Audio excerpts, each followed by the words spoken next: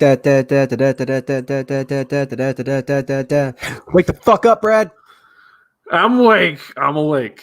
Okay. Hold on. Let me actually fix my face. Yeah, put your face on, There we ladies. go. There we go.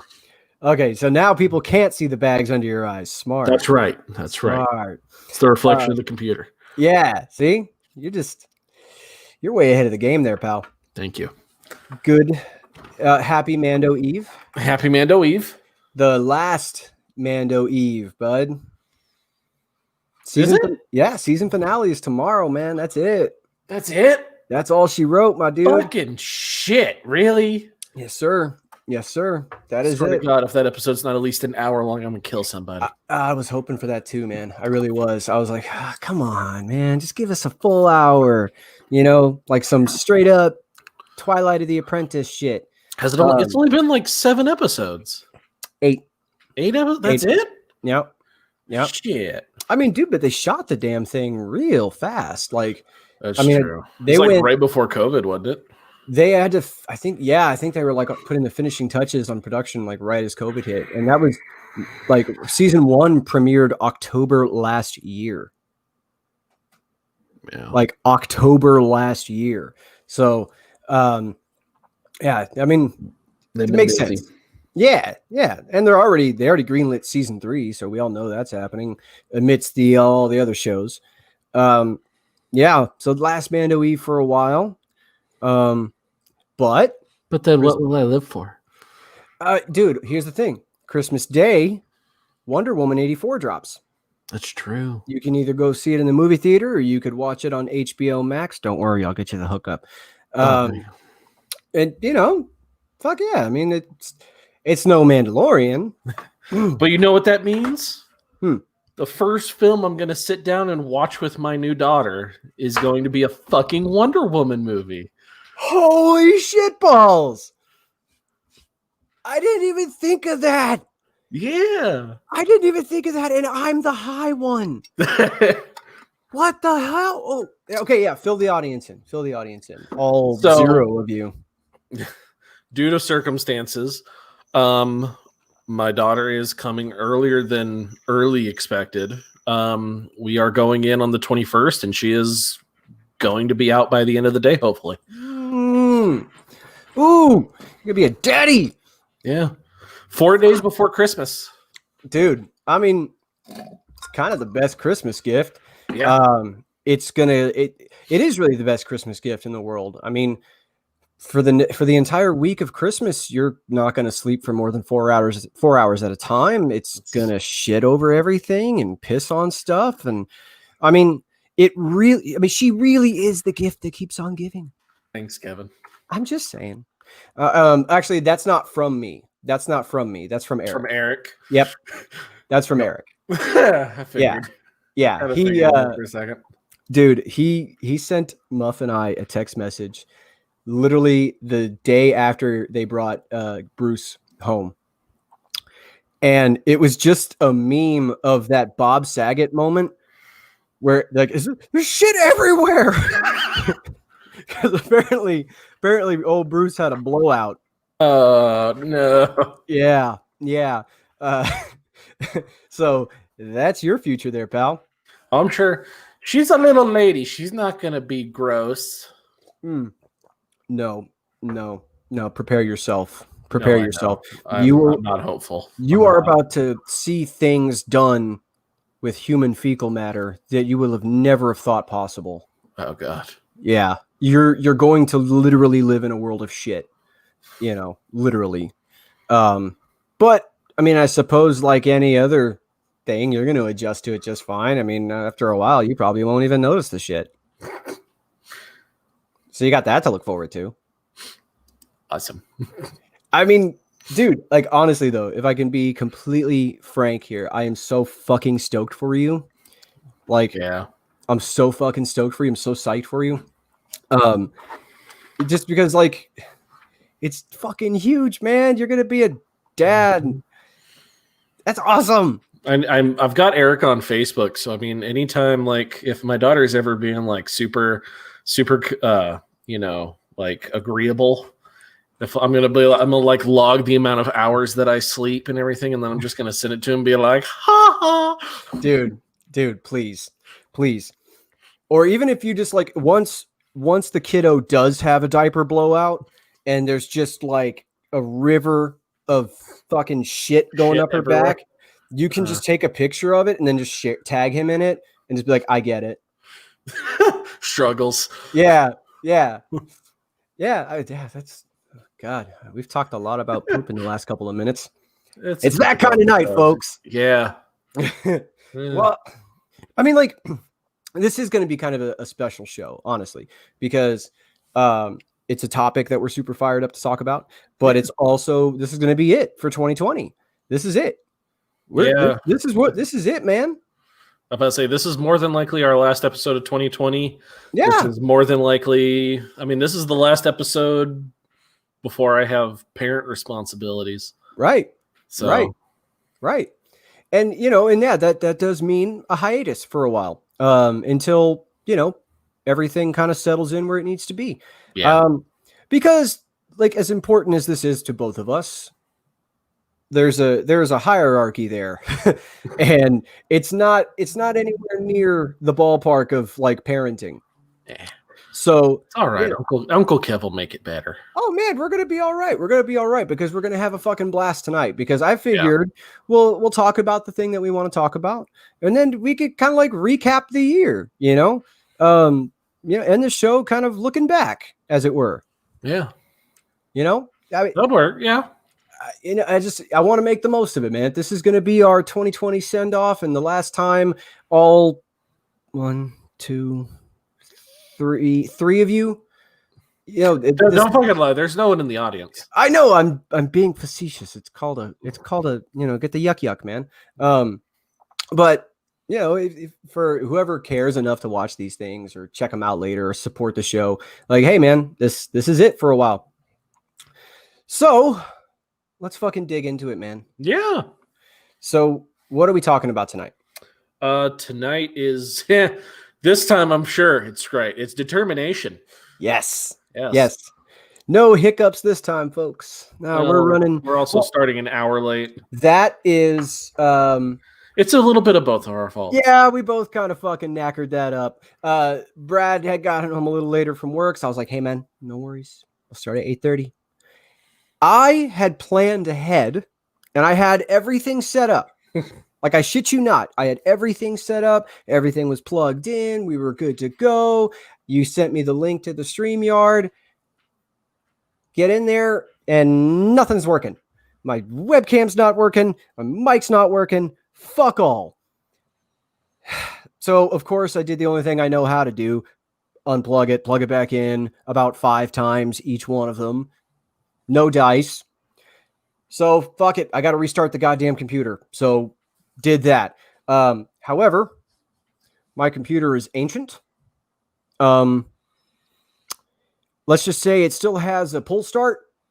Took a while because at one point my computer decided that it was just going to turn off and on again and again and again. And finally, it unfucks itself. And at the moment it unfucks itself, I realized exactly who I have to blame. What is that smell? Okay. So, those who are aware of what's going on in our lives, 3 of you, yes, the nephew stays here, and he uses my computer from time to time. He uses my webcam for the school stuff. And I was forced to conclude that it had to have been him. He's a 14-year-old kid. What in God's name is he doing on this fucking laptop? Probably got a little bit of spackle on the keyboard, and that just seeped into the computer. The K button is a little sticky. A little bit. So, rest assured, when all this is said and done, I am definitely going to throw something at him. So, yeah, there's your chronicle of how that went. Yeah. So... Sorry, guys. Sorry, we're a full hour late. Anyway. So I'm actually really stoked to talk about determination tonight. I really am, because it's one of those things that I you see it so often in the saga that you just kind of take it for granted. but it is really integral to so many characters, and it's so fucking identifiable for me. Like, I have to remind myself to maybe slow down on the coffee for a second and not turn this into some pseudo motivational BS tirade. Because I get fired up, man. Like the concept of determination as a quality really fucking lights my fire. You know? Really does it for you? Dude, yeah. Like, it gives me a fucking Woody. Like, you know, anyway, what about you? Like, where do you fall with the quality of determination? I mean, I feel like it's an admirable trait to have. I mean, to not give up and everything. I also like to kind of keep an eye on like whether or not something is a lost cause or not. Because I mean, determination could be misplaced. Sure. So, I mean, yeah, you could be spending every day determined to get shit faced. Like, you know, no matter what, you could be bound and determined. Like, hey, every day gonna get fucking wasted. You know, so yeah, determination can backfire. But like, you know, this is an example of determination in Star Wars that I'm really digging into, because I thought about it today, and it's Anakin Skywalker in Episode 1, right? Follow me on this. That kid determined to get Padme's poon. Well, yeah. I mean, okay, like not to talk naughty about teenage Natalie Portman, like, but when I was 10, oh god, when I was 10, when Anakin was like, hear this. When Anakin was like, "Are you an angel?" 10-year-old me was like, "Yeah, is she a fucking angel? Answer the goddamn question." You know, like, I mean, no, God, okay, we went creepy last time. 12 minutes in. 12 minutes in, you're going creepy already, and then you drag me into it? I did not drag you into that. I mentioned it and you dove head first. But think about the determination it took a little Anakin Skywalker, and how long he was determined to get that girl pregnant. Over 10 years. And he did it. Yeah. I mean, that's not exactly the angle I was going with it, but you're not incorrect. I'll say that. You're not incorrect. He was determined to get in them pants. Lo and behold, he made it happen. But no, I'm Kevin.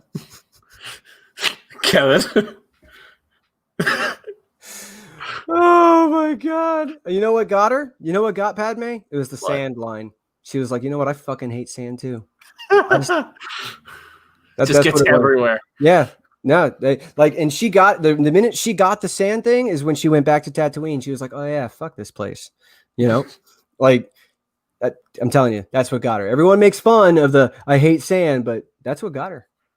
That's what got her. But no, what I'm trying to allude to with Anakin Skywalker vis-a-vis determination is he is one of the most determined characters in that film. Not for the reasons you're thinking of, you sick bastard. But think about this, man.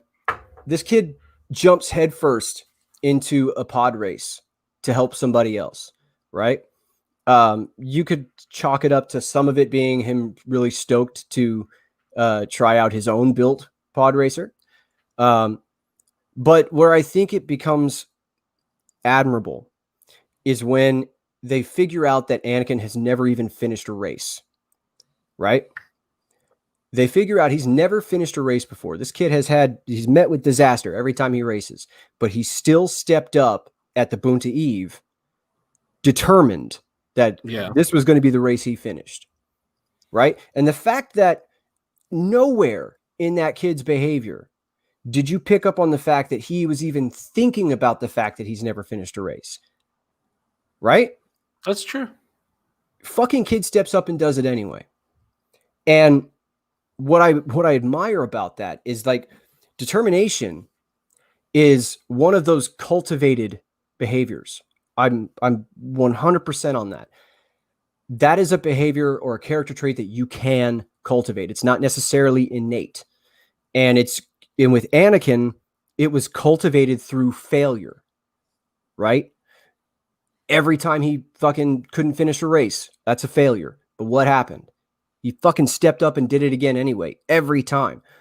And I think in order to cultivate actual determination, like concrete steel fucking determination, is you've got to fail a lot. Like, and here I told myself I wouldn't do these pseudo motivational BS tirades, and here I go. Failure, but the best teacher is. Like, dude, Yoda has never been more right about anything. Anything. I don't know. He was pretty right about the start of the Clone Wars. Yeah, I mean, he had the right idea, but I mean, what the fuck did he do about it? Nothing. You know. By the way, you're on like the precipice of like freezing. I want you to know that. Am I?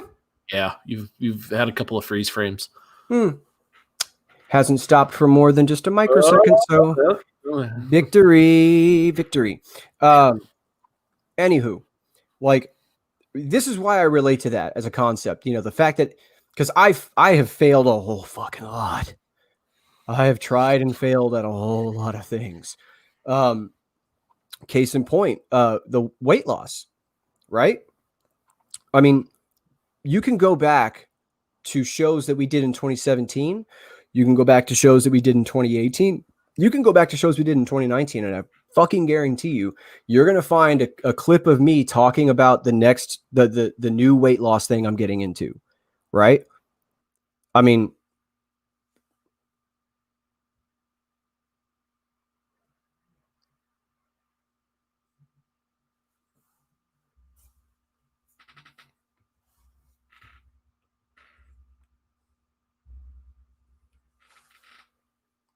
shit.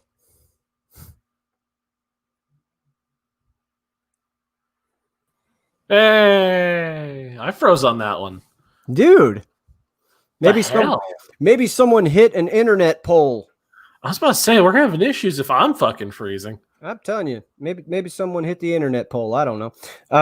Hit the internet pole. I don't know how the internet works. Okay, I'm not a net surgeon. Okay, all right. I'm not a computer doctor. Computer doctor. Fuck out of here with that. I'm gonna remember some of that. So I do remember about 20 minutes ago, before we froze up, I was talking about the weight loss, right? Yes. And how you can go to our back catalog. Go for it. And for the last 3 years, you will have heard me talk about it. And that's legitimately how long it took before I got it right. It took 3 fucking years of trying and failing, sometimes ballooning up worse than I was prior. Or maybe I shouldn't say worse. That's insensitive. Bigger than I was before. I think at my heaviest, I had to have weighed like close to 275, and I'm 5'7". So do the math. And, you know, even going into this phase of weight loss, even going into this, there was that fucking voice in the back of my mind was like, yeah, you're probably going to fuck this one up too, bud. You know, and it took a lot to shut that fucker up. You know, it took weeks of like stacking week on week of doing things right and sticking to it and not giving myself any excuses. And it was fucking hard. I don't want to say I'm special for it because I'm fucking not. And I've said that before. A shit ton of people lose weight every fucking year and a shit ton of them keep it off. That does not mean that bitch was fucking easy. And it's still not easy because fundamentally, you know, I have a really fucked up relationship with food, right? I mean, we've covered this. And that's never something you fix easily. But if you want to fix it, what is it going to fucking require? Just a fucking Scotia determination. See, you talk about this, and that just reminds me of when I think it was your keto diet, when I sent you the pictures of eating donuts. You were supportive in your you were supportive in your own way. I was angry. I was fucking livid. Like, no, I was fucking livid. Great times. But like, honestly, I kind of liked it when you fucked with me like that because it was like a test of willpower, like I'm gonna lose the weight just to spite you, motherfucker.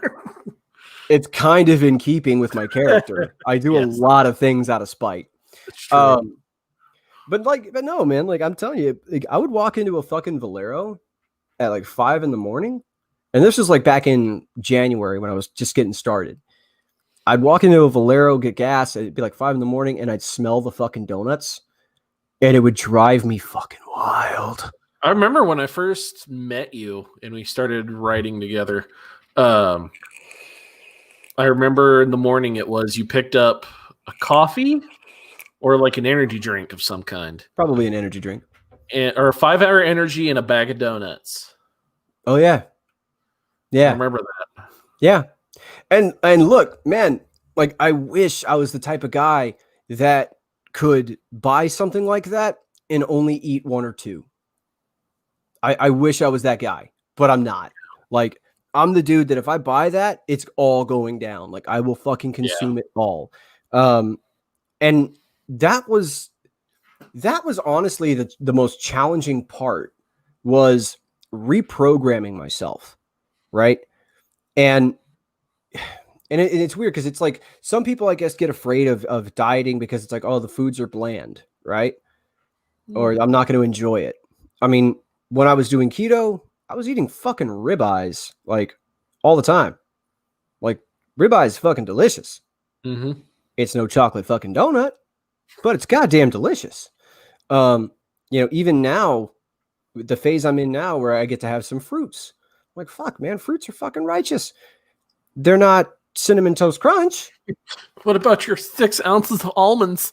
I do have to. I measure my food. I do. I'm not making fun of you because you're measuring your food. I'm making fun of you because you eat 6 ounces of fucking almonds. Yeah.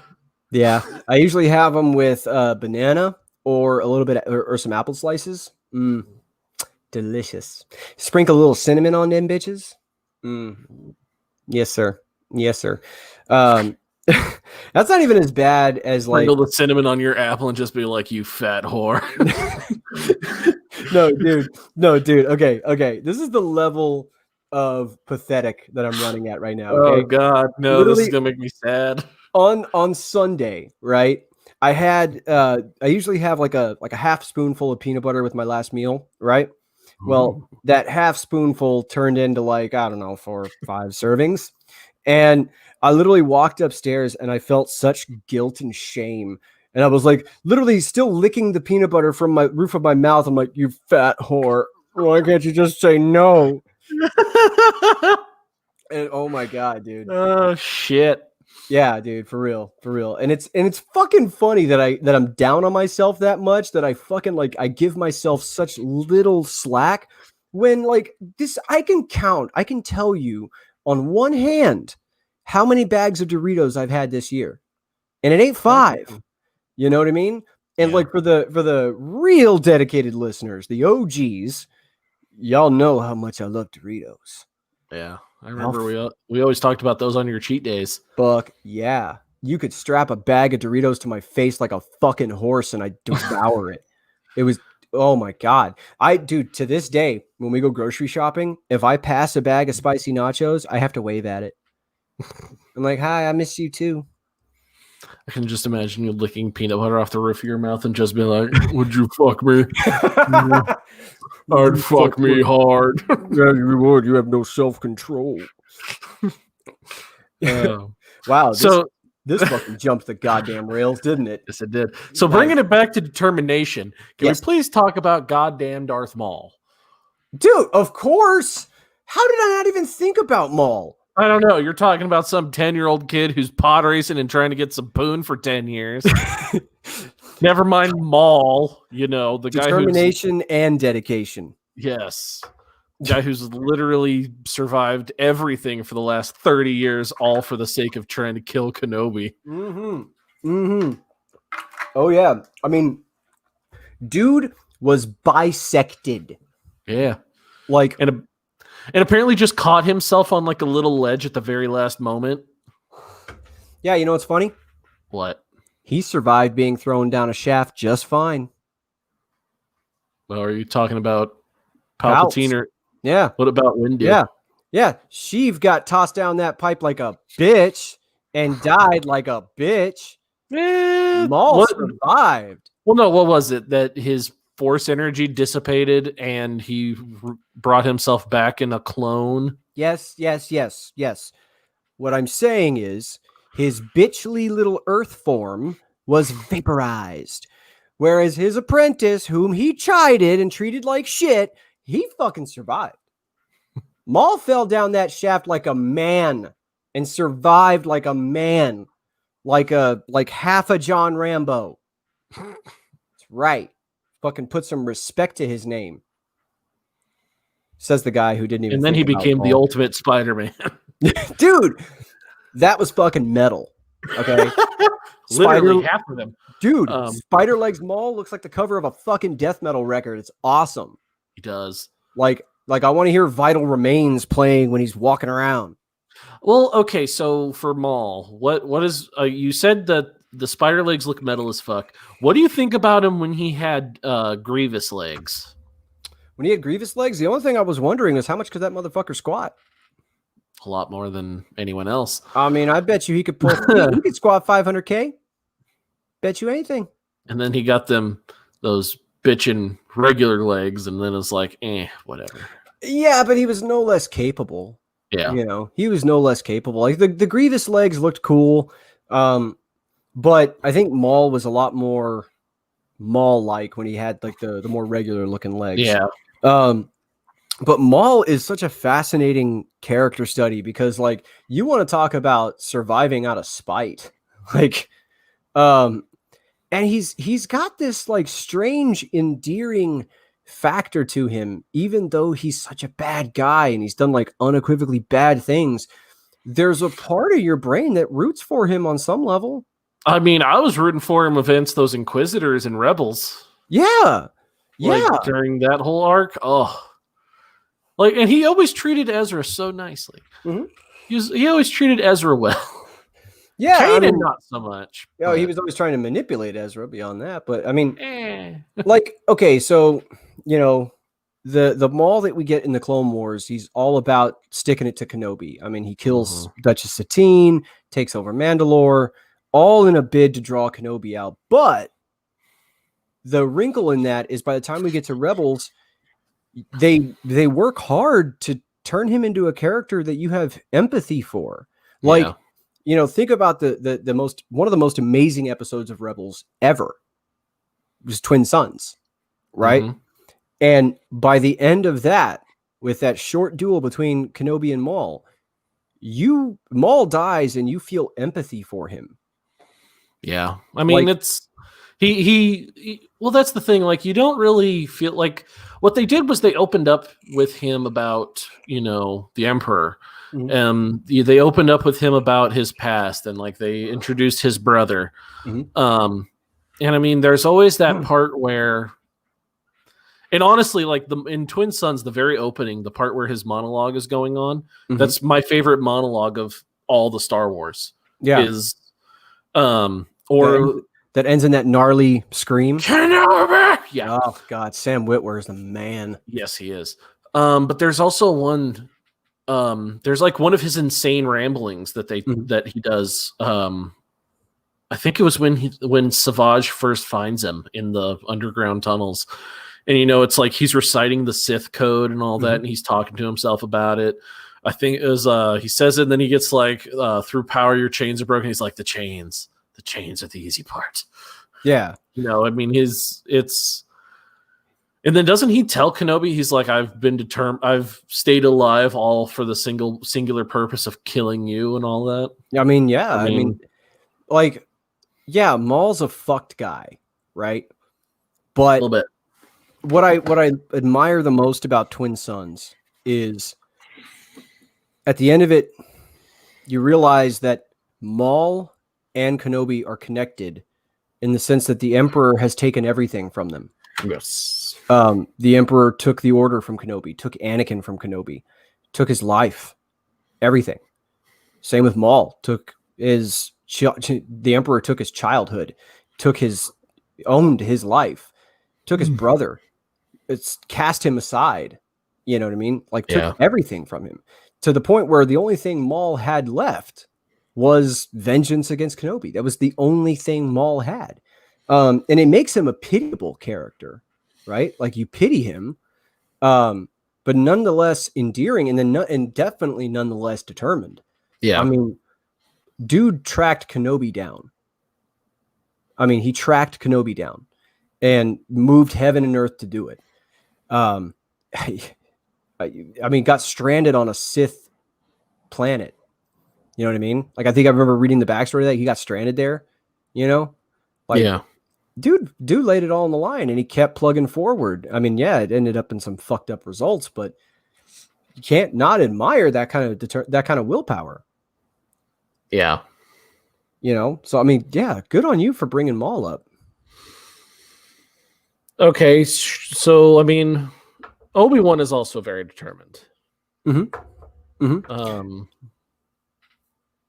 Yeah, I mean, I agree. I think that Obi-Wan, when you say he's very determined, I think of the 10-year period between Phantom Menace and Attack of the Clones. You know, he is determined to try to do right by his promise. Luke. Yeah. He's his promise to Qui-Gon. He's trying to do right by Anakin and train him the best he can. I think Obi-Wan is very aware of his shortcomings,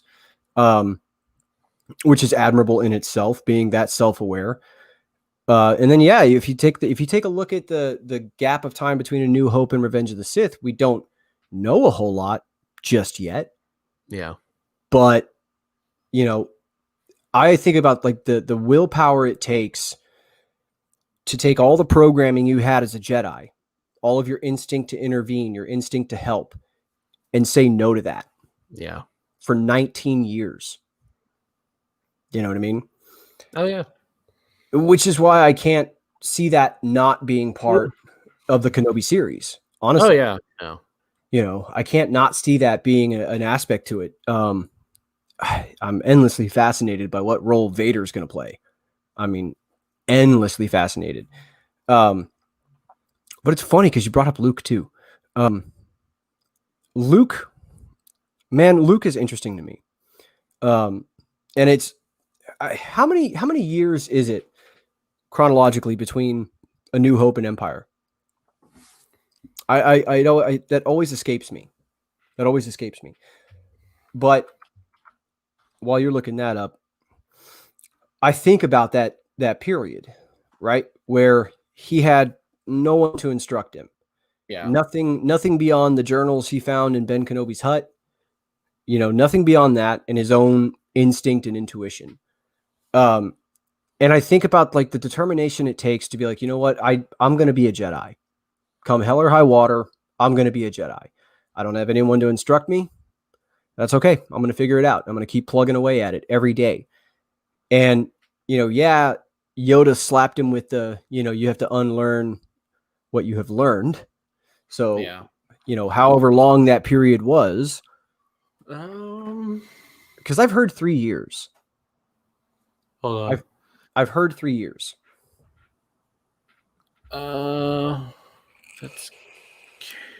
That's still in Rebels.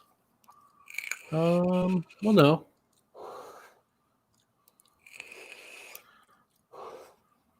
Anywho. Yeah, you keep talking. Regardless of how long it was, you know, he was determined every day to be a Jedi and to learn. Yes. And, you know, I can relate to that in terms of like the mindset you have to be in to set goals and achieve them. Right. Yeah. And the further I get into my 30s, looping this back around to my life, is I find myself more and more driven by a goal I've set. And I've found that giving yourself a goal it doesn't have to be constrictive. It can be the instrument that really unlocks what you're fucking capable of doing. At least that was the case for me. And, you know, it can be something as obscure as like my goal for the podcast every night that we do this is have a good fucking time. Yeah. That's it. Like, as long as I can have a good fucking time, mission accomplished, man. Is it New Hope and Empire? Yeah. 3 to 6 years. Huh? Between 2 and 3. What the fuck? Okay, here. Between 3 and 4, and then between 4 and 5 is 3 years. Between 5 and 6 is 1 to 3 years. Okay. So from 4 to 6 is about 6 year period. Okay. So about 3 years between A New Hope and Jedi. So for 3 years, man, think about this. For 3 years, Luke plugged away at it, and there was that novelization, the novel of Heir to the Jedi. And that took place after A New Hope. And there's awesome passages in that book of Luke, like trying to move a spoon, trying to connect to the Force in a way that he can actually manipulate things. And he tries it throughout the book. And of course, at some point he gets it. And I've found that, like, in my own life, when it comes to setting a goal, that's the process. That's the process, especially if it's a really lofty goal. It's nothing that you do it all at once. It's something that you chip away at, It's like cutting down a redwood tree. Sometimes you're going to have an axe and sometimes you're going to have a butter knife. Doesn't fucking matter what the implement is. Just keep fucking chipping away at it, And that, yeah, granted, Yoda fucking said, yeah, fuck all that. You know what the hell you're doing, and kind of like nullified that in a way. The sheer grit it takes to be like, I have no fucking clue what I'm doing, but I'm going to fucking figure it out. I mean, what about you? I mean, yeah, that everything you just said holds true. I mean, video games for me. Go on about that. Explain that. No, I mean, getting a new video game of any kind. I mean, even if it's something similar to what you've played before, learning to play it is a process. And I mean, they make it pretty easy for you in the beginning, but I mean, to work, most people are like Kevin. Most people are, good with playing the game on the lowest difficulty and calling it a day. I mean, me and something that me and my dad have always done. Me and my dad have always played Halo together. Mm-hmm. And something we always do is when we will, whether we've played through it by ourselves or not, when we play it together, immediately crank that shit up to the hardest difficulty. Nice. And we just go. And I think we've beaten every Halo game in that way since we started playing them. I mean, it's jumping into the deep end type shit. Yeah. Well, I mean, together. I mean, you can, but it's harder together than it is single player. Yeah. Call of Duty, when Call of Duty first came out, I mean, especially playing online, it's definitely a learning curve. And it's something, there's no video game you can play, especially these days, honestly, that doesn't require a learning curve. Yeah. You've got to keep playing it. Like, no matter how frustrated you get, no matter how much you want to break shit, and I've broken some shit. But no matter how much you get frustrated with it, you got to keep going. You got to keep pushing if you want to be good at it. Yeah. So, let me add one thing. This is the cool thing about gaming now, right? I remember gaming in the early to mid 90s, right? Everything was platformers back then. Yeah. It like skill was not a big thing, No. right? Even with games like Mortal Kombat, like your skill was limited by the technology, right? Mortal Kombat, I would say not so much. I mean, you definitely have people who like to sit there and just press the same button over and over again. But my dad said it multiple times. He hates playing me in Mortal Kombat because all I need is like a page that has a move list on it. I'll memorize the move list as fast as I can, and then I will whip your ass with it. Right. So, but I'm talking about Mortal Kombat when you had 2 buttons, right? Okay, yeah. So Mortal Kombat 1. Yeah, like that's what I'm talking the about. Original Nintendo. Yeah, like that's what I'm talking about. When you had 2 buttons and the little cross pad, like that's all you had. Was like, it your skill? Was it the original Nintendo or was it Genesis? No, it wasn't Sega. Super Nintendo had Mortal Kombat 2. Yeah. I think the original Nintendo did not have No, they did. It did? Mm-hmm. Then it had to have been Mortal Kombat 1 because we were not allowed to have Mortal Kombat in the house. We had to go to my brother's friend's street down the house where he had a Super Nintendo and he had Mortal Kombat 2. It was like that for me with Grand Theft Auto.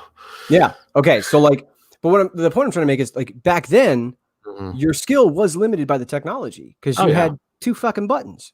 Now there's an actual skill set that you have to cultivate, right?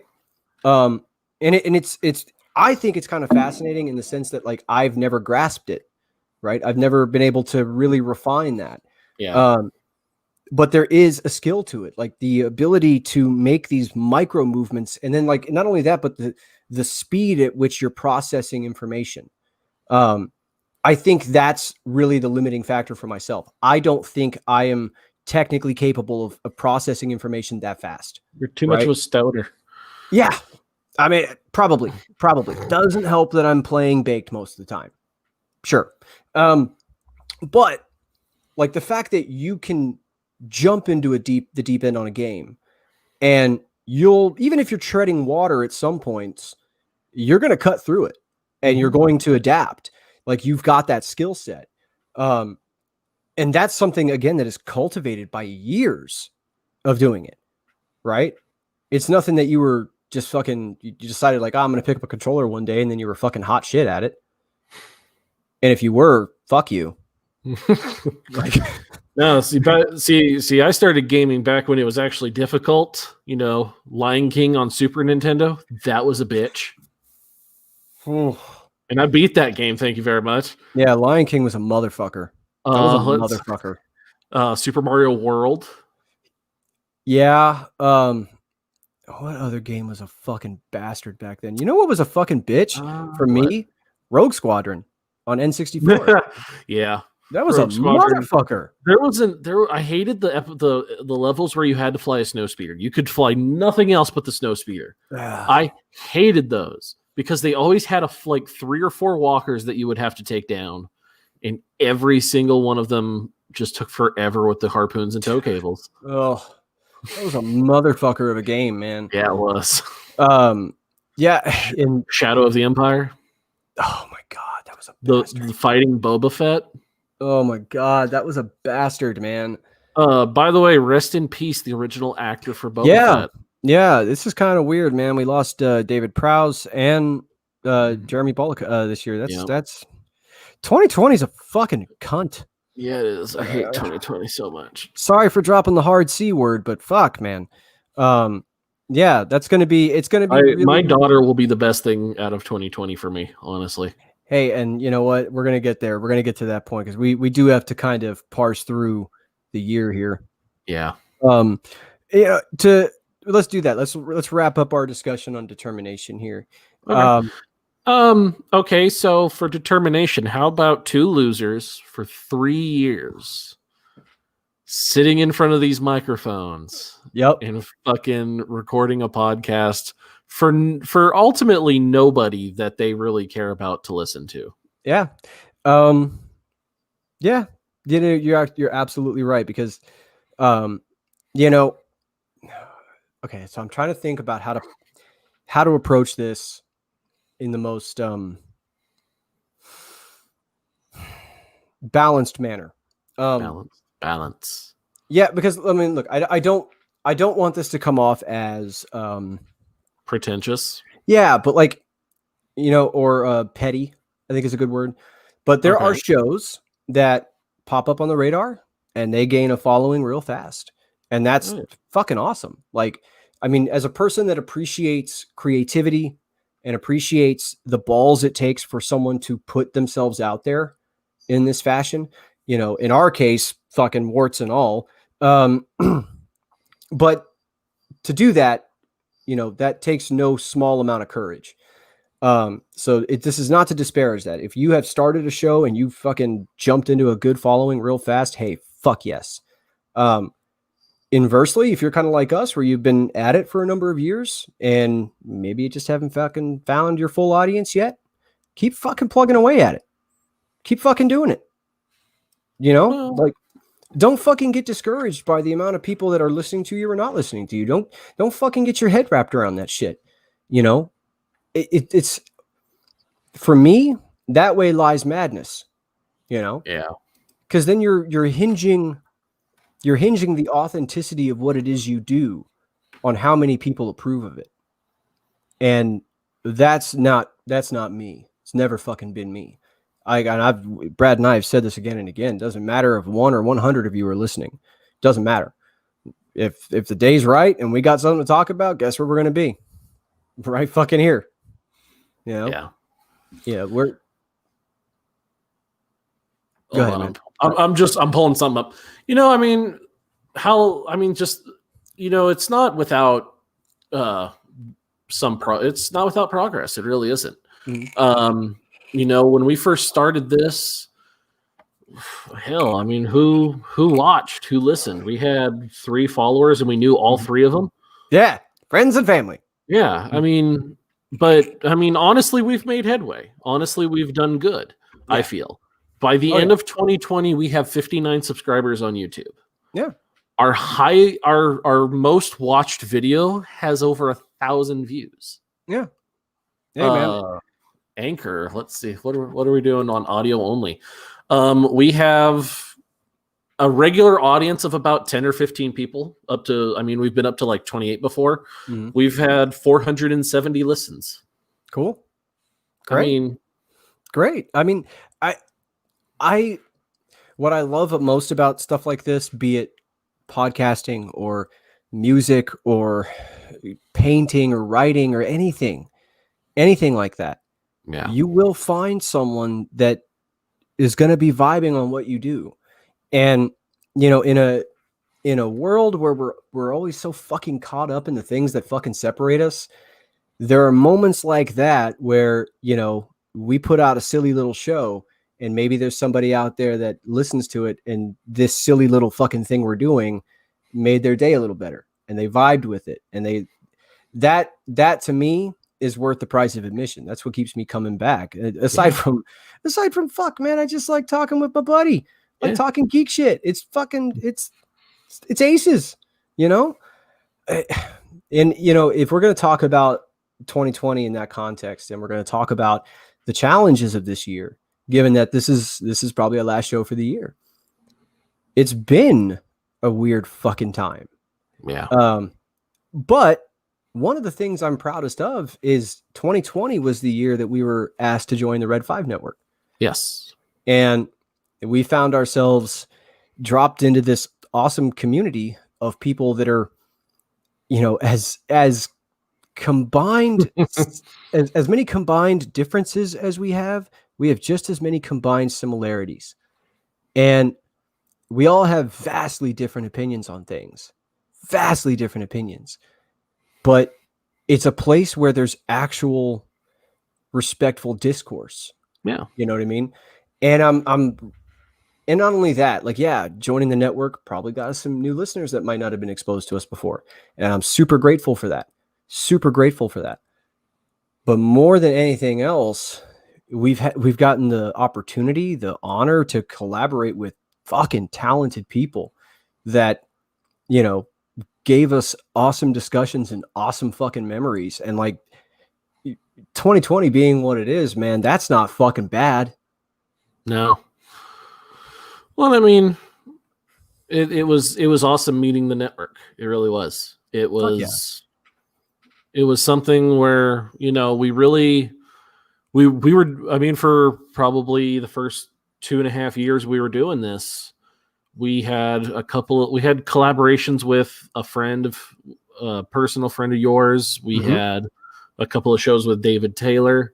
And then we got to the network, and I mean, we've done, in the last half year, we've done 6 to 8 videos collaborating with somebody else. Yeah. And I mean, they've been good discussions. Fuck yeah. I mean, we've really had a blast doing those. Fuck yeah. I mean, hell yeah. I just, dude, I mean, I get blown away by it when I think about it, because like January 2020, I mean, we didn't know any of these folks at all. And now I talk with them fucking daily. I talk with them on the daily, you know, and it's just something I'm super fucking grateful that we were given the opportunity to do. And 2020 being what it is, I'll take this win big time. I mean, I couldn't I couldn't be happier, right? I couldn't be happier with where the podcast is at. I couldn't be happier with the community we found ourselves in, period. Oh yeah. So what's something that, despite 2020 being the clusterfuck that it is, what's something that you are super proud of? Something that you are proud of doing this year? I mean, hell, man, I've got my daughter on the way. I've taken some steps to better myself this year, honestly. I've taken steps to better mine and my wife's relationship. We're in a really good place right now. And that was before we found out we were having the baby. Yeah. And by the end of the year, I'm going to be sitting on the couch with my daughter in my lap. We're going to be watching Wonder Woman goddamn 1984, 87, 84. We're going to be watching Wonder Woman 84, and it's going to be sweet. It's going to be one of those. It's going to be a surreal moment, and I'm going to record it. Nice, dude. Like your daughter, I'm going to be live threading with you, dude. Like your daughter is going to have the most rad fucking childhood. Because like everything she's going to want to watch, you're going to be like, well, fuck yeah, let's fucking watch this shit. Let's go. Like she's going to want to play games and you'll be like, fuck yeah, let's play some goddamn games. Like your daughter's going to have a rad fucking childhood and she's going to have a pretty fucking rad father too. Like that's, come on, man. Like, I mean, that's 2020 for you. Fuck all this other shit. That's the year your daughter was born. And that's the thing. Like a lot of people lost a lot of things this year. People have lost their homes, they've lost their jobs, they've lost family members. It can be really easy to focus on the bleak shit. It really can. But in the same year, people's families grew. People had accomplishments. People achieved a goal they set for themselves. It's not all bad, it's not all great, but it all is, and I don't know, man, like just the fact that like out of this year, you're going to be able to, you're going to have a totally different perception of this year. Oh, I know. When you look back, it's none of this stuff that's going to matter. It's going to be like, that's the year that I met my daughter. Like, that's fucking cool. That's fucking cool, man. Like, oh yeah. Yeah, like, and that's the thing. I mean, I can echo a similar sentiment. This year has been challenging on many levels, but in this year, I achieved a goal that I set for myself years ago. I've done something that I've never thought I was capable of doing. And then going into next year, I've set new goals for myself and I've set new targets to hit. This is, you talk about how like you took this year to better yourself, and I think that, you and I are very similar in that regard. We both took this as an opportunity to work on the things that we could work on, control the things that we could control. And we've made strides. Oh yeah. Right. In no small part to a cultivated sense of determination. You like that? That's what they call a callback, folks. And I find that to be so fucking admirable, and I mean that, because it's so easy to let outside circumstances fuck with your ability to control the things that you can control. You can lull yourself into a sense of like, I can't fucking control anything because everything around me is on fire. And that's simply not fucking true. Every day going into 2021, you're going to wake up and you're going to make the choice that today I'm going to be the best father I can be. Today I'm going to be the best husband I can be. You may not have to actually remind yourself of that. Yeah. But you're going to wake up with that intent. And, that's something you can control. You can control when you crawl your ass out of that bed and you drag your miserable carcass into the bathroom to get ready for work that day. You have a choice about how you want to enter that day and what you're going to do with it. That's probably the biggest lesson I learned from 2020. if I'm proud of anything that I've accomplished, it's that. It's cultivating that sense of like, I have a fucking choice every goddamn day. Yeah. You know, that, and, you know, as we get older, you know, I realize that, and I've said this before and I'll say it again, you don't get to buy time at all. You don't get to buy it. You've got right the fuck now to do whatever it is you're thinking about doing, whatever it is you feel you are determined, call back, to do, whatever you feel bound and determined to do, you are perfectly capable of achieving that. Oh yeah. But you need to get to it because you're not guaranteed tomorrow. You're just fucking not. And that's what I'm taking into the rest of my 30s is I don't get to get time. I don't get to buy time. I got right now. So if I want to go do something, it's time to fucking set the intent and go do it. Right. So yeah. Sorry.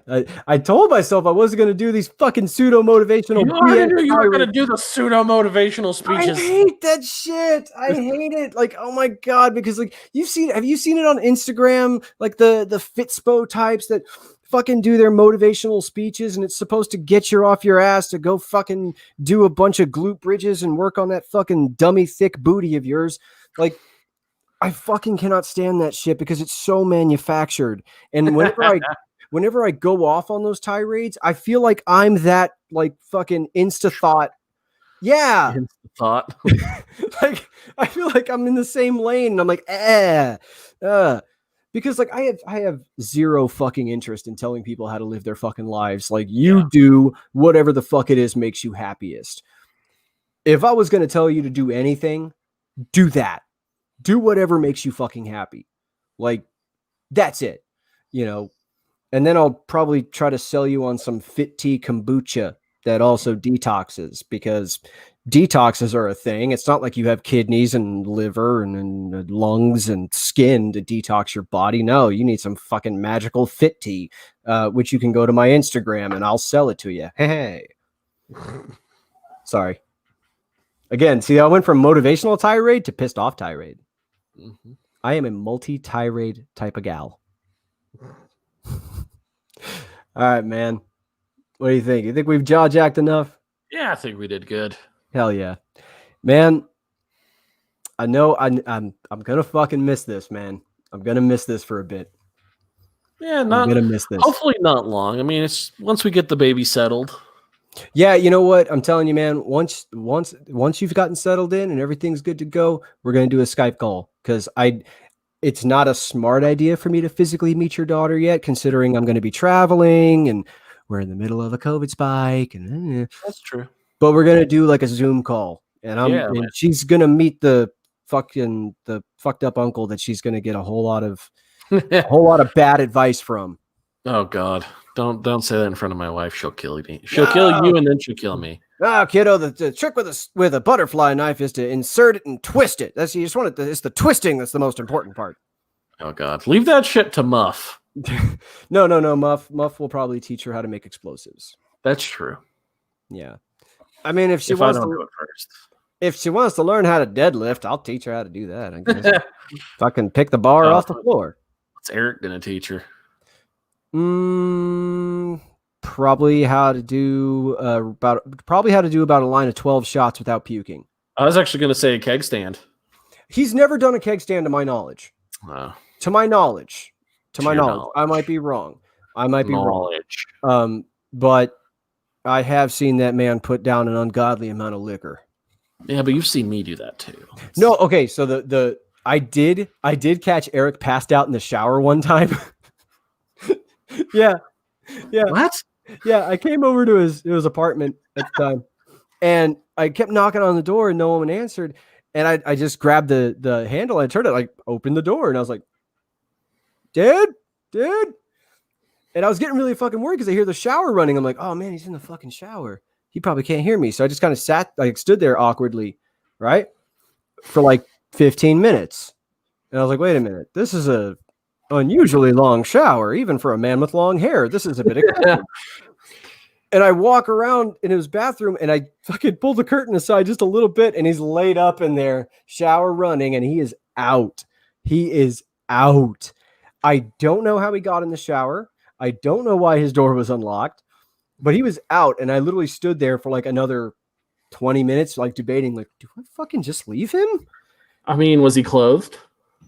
He had shorts on for some odd reason. Was the water cold? Yeah. But he was like lights out. And I eventually just like had to leave him. I'm like, all right, buddy, you'll be fine, I guess. I mean, as long as his head is above water. I was like, the water's draining. You're not gonna drown. Like, you'll be all right. Sure enough, I called him the next day and I'm like, dude, what the hell was that? He's like, yeah, I passed out in the shower. Jesse left me there. So yeah. I think I have a photo of it on my SIM card on my phone. Yeah. Of him passed out in the shower? Yes, I took photos because I wanted to show him the next day. Jesus. Yeah. That's our friendship. I was about to say, that sounds a lot like you. It's like, holy shit, my friend's passed out in the shower. He's not going to drown. Click. Yep. Pretty much. Yep. So my phone is not reading my SIM card at the moment. So I have to, when I replace my phone, I'm going to pop that SIM card in there and get that picture back because I want to keep that so I could show his son when he's old enough. Oh, God. Yeah. When his son's old enough. That's the thing I'm scared of is like, Eric's son's going to get old enough and then he's going to hear a lot of stupid stories about his dad. Yeah, but he'll be old enough to handle it. I mean, and then, I figure 7 is a good age. 7's a good age. But like, that's what I'm afraid of. It's like the same shit's going to happen to like my daughter when she hits a certain age. It's like, let me tell you some of the shit your dad did. Well, the good news is you don't have a whole lot of embarrassing stories with me. That's true. So far. I'm actually trying to think if I have any embarrassing stories at all. I don't think I've lived a very non-adventurous life. I've never caught you in a compromised position. I've made sure of that because I don't fucking trust you. I mean, you're probably right for doing so. Like, I mean, I'm not the most trustworthy individual. I will leave you. Yeah. I'm sorry. Like, if we get held up, I'm running. Like, I don't have to be the fastest. I just don't have to be the slowest. Yeah, but I got legs. I will fucking lap you. I'm sorry. I love you to death, man, but I swear to God, any danger, I'm out. Eat my road grit, liver lips. Yeah. See, I fight dirty. I'll just grab a brick and I'll huck it at you. Why would you huck it at me and not the offending person? Because I'm more than likely going to take it. Depends. Okay, you know what? It depends on the offending person. Because I've got to measure my odds of taking out the offending person or taking you out. Okay. All right. You want to go Lord of the Flies with it? That's fine. Duly noted, motherfucker. Duly noted. Just saying, let's go pet the rabbits, George. I'm just saying, all right, you know what? Fine. Any danger comes up, I'm revising the plan. I'm not running. I'm going to kneecap you and then run because I'm going to make you you're going to be my offering, right? Okay. Like, oh, here, Mr. Dangerous Mugger, take my friend. He is injured and therefore easy to rob. And then out of there. Okay. Yeah. And instead of working together, we're just immediately going to turn on each other. That's friendship. Yeah. So hey, just advance warning. If we ever make it to like Star Wars Celebration in 2022, if you startle us, try not to do that because I will reflexively hurt Brad. And if I do that, then it's technically the person who scared us. It's your fault. It's on you. So you say that, but I mean, I'll probably be carrying you around on my back like Yoda. Oh man, then I'm just gonna Sonya Blade your ass. That's what I'm gonna do. But I mean, like I'll have my daughter up front. You'll be on my back. Wow. I'll be like a giant bantha. Well, I'm pretty stoked because now I don't have to worry about walking. Yeah. And I'm gonna be like a whole head taller than everybody else. I'll be able to see all the celebrities from a distance. Yeah, you'll actually be able to tell what the booths are. Yeah.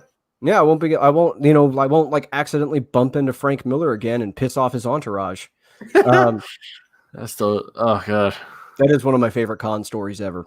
Anywho, so this is what I'm gonna miss the most. I'm gonna miss watching the train fly off the tracks. That's what I'm gonna miss the most. Oh goodness. Memories. Absolutely. All right, man. Well, let's fucking land this bird. Yes. Brad, where can they find you? Y'all can find me on the Force Losers at Facebook. You can find me on Twitter at Intrepid Co-host. I'm on the Twitters now.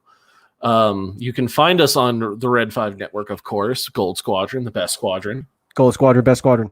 That's right. Check out all the other podcasts we got on the Red Squadron, Blue Squadron as well. They're all fantastic people. They're all fantastic podcasts. We listen to them ourselves. Every chance I get. Yes. And then on Xbox, you can find me at Grenadier117. If I'm playing a game that you have, jump on. We'll play together. Message me. Don't make it weird. Just message me. No, make it weird, please. Please. Weirder the better. Weirder the better. Okay. Just for my own gratification. Kevin, where can they find you? You guys can find me on the Twitters at Force_losers. See, it's right there. It's right there. Boop. That's right. You're ready? Boop. Okay. Force_losers. If you're talking to the Forces on Twitter, you're talking to me, and I'm deeply sorry. You can also find me on the Instagrams at HeavyKevyHKT.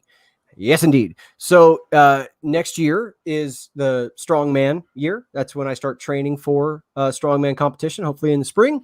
Actually, Muff and I are kicking this thing off on Saturday. So eventually, I expect you and Muff to both be able to deadlift me. How much do you weigh? You don't have to say that because I can probably deadlift it. At my heaviest, I probably weighed close to 400. Oh, yeah, I can deadlift that. I can literally put you on the ground and lift you up. Okay, what about bench? Bench?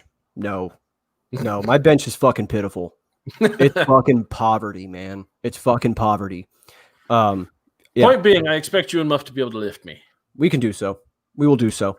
So yeah, if you want to check out like the progress with that and all my other liftings, I mean my favorite is still the one where those guys stood in the background and just fucked with you. Yep. Oh, Nick and Austin, two behemoths. And again, my favorite part about that, dudes. They're huge. They're fucking monsters. Oh god, they're fucking monsters, like monsters among us. My favorite part about that incident was that I had the good fortune of not blowing ass when they were standing behind me, because that would have been super fucking awkward. But yeah, those dudes are great. They're amazing athletes, incredible athletes. And hopefully if I have the good sense to pay the hell attention, I'll probably learn something from them. So if you want to check out what that's going to be, that's probably the place to go do it on the Instagrams. Yeah, I lift things up and I put them down and stuff. So yeah, I mean, I'm fucking awful at plugging our shit, man. Really fucking bad at it. By the way, if you're watching this later, please do us a huge favor. Smash that like button, right? Smash that like button. If you're not subscribed to the channel, send a targeted ICBM on that subscribe button right down there. And if you're listening to the audio on whatever platform it is, Spotify, Anchor, iTunes, whatever, leave us a rate and review, because that helps more people find this and then immediately regret that decision. So yeah, that's our socials and that's our plug for stuff. Yay. Why do I always fucking like tank at the end of the show? Like I just take a fucking dive, because you will plug the shit out of everyone else. You will work them balls and shaft. Yep. And you will milk them dry. The moment it's for us, you're like, yeah. Listen to us, please. Yeah, please. I guess, like, if that thing gets you off, I guess. Anyway, guys, thank you so much for making it this far.